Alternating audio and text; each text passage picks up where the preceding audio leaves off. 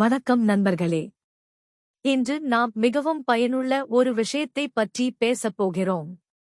வாரம் வாரமாக செலவு திட்டம் வகுப்பது எப்படி?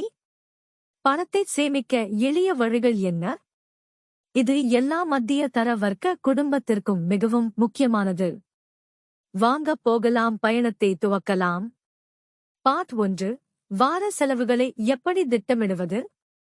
முதலில், வாரம் தொடங்கும் முன்பே உங்கள் செலவுகளின் பட்டியலை எழுதுங்கள். ஒரு வாரத்திற்கு முக்கியமான செலவுகள் என்னன்னு பார்ப்போம். போக்குவரத்து செலவுகள், பஸ், பைக், பெட்ரோல்.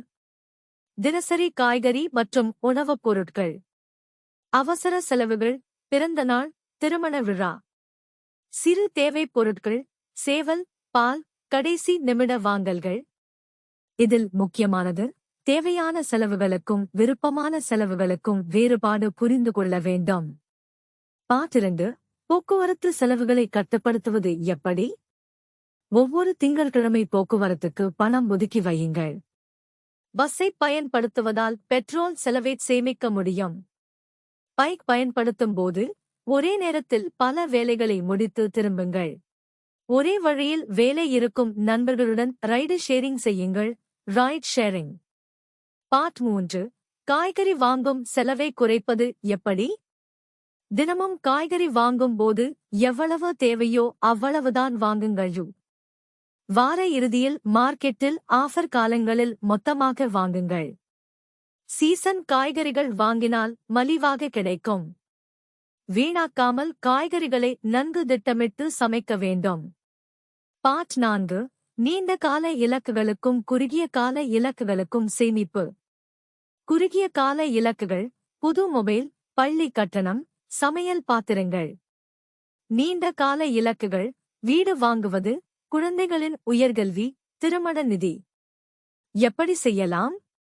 வாரந்தோறும் ஒரு சிறிய தொகையை ஷார்ட் டேர்ம் மற்றும் லாங் டேர்ம் சேமிப்புக்கு பிரிக்கவும். சிறிய டார்கெட்டுகள் வையுங்கள். மாதம் 5000 ரூபாய் சேமிக்க வேண்டும் என்று எடுத்துக்கொள்வது போல. பார்ட் 5. நிகழ்வுகளுக்கான செலவை மேலாண்மை செய்வது.